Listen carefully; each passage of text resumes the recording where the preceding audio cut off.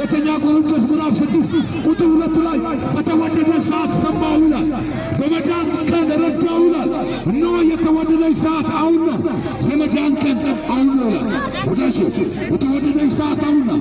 ከዚህ ጌታ ጋር ታረቅ፣ ንስሐ ግባ። በእውነት ኢየሱስ ይወዳል። እህቴ ኢየሱስ ይወድሻል። ነይ ስላንቺ ጌታ ኢየሱስ ክርስቶስ የሟቹን ሞት ስለማይፈልግ በዚህ ሰዓት ይህንን የምስራች ወንጌል እየሰማን በእውነት ማትረፊያ የሆነው ክርስቶስ ኢየሱስ ነው። በዚች ምድር ላይ ያለ ክርስቶስ ባዶ ሕይወት ነው ወዳጄ። ኢየሱስ ከሌለ ባዶ ሕይወት ነው። ኢየሱስ ክርስቶስ ለአንተ እውነተኛ መንገድ፣ ሰላም፣ ረፍቶ ነው መጥቷል ወዳጄ። ያለ ክርስቶስ እንደዚህ መቅበዝበዝ ነው፣ ግራ መጋባት ነው። ለዚህ ነው ሉቃስ 24 ላይ ወደ ኤማሁስ እየተወለጉ የሚሄዱ ደቀ መዛሙርቶች ነበሩ ወዳጄ።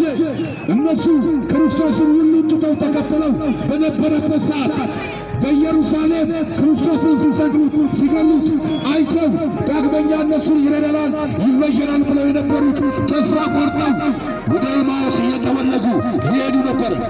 ክርስቶስ በመካከላቸው ተገልጦ በሦስተኛው ቀን እንደሚነሳ አልነገራቸውም እያለ በውስጣቸው የሰሙት ቃል በልባቸው ይቃጠሉ ነበር ይላል ወዳጄ።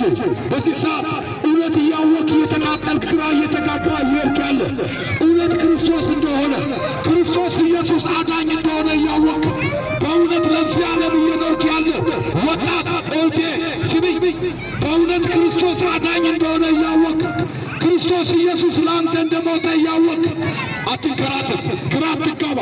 ስለሱ አንተ እንድትመሰክር ክርስቶስ ኢየሱስ ጌታ እንደሆነ እንድትመሰክር አንተ በዚች ምድር ላይ ተፈጥረሃል። ክርስቶስ ለአንተ ሞቷል።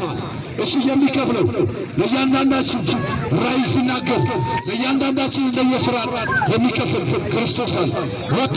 ወጣትነትን እንዲሁ በከንቱ አጨርስ እህቴ፣ በከንቱ አጨርሽ።